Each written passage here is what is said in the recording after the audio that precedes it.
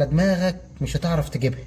فهنوقف الفيديو وهطلعها لك، لان دي بصراحه احنا محتفظين بيها للعميل عشان مش هنعرفه كل حاجه. ستوب.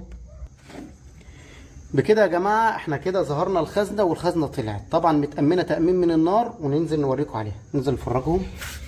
طبعا يا جماعه الخزنه موجوده اهي، طلعت قدامك، وطبعا الخزنه دي شغاله على سكه حديد زي ما انتم شايفين. نبتدي برضو نوريكم اهي شغاله على سكه حديد زي ما انت شايف. تمام. بتطلع لك تحط بقى الحاجات المهمه دي. خزنه متعبه، الوصول ليها متعب، فلازم تحط الحاجات اللي انت بتحتاجها على فترات. فهمتني؟ تروح جاي بعد كده عامل ايه؟ تقفل دنيتك. الخزنه خلاص مشيت، ما بقتش موجوده، وهيتامن عليها لسه تامين من النار عشان ما حدش ايه يعرف مكانها. بص بقى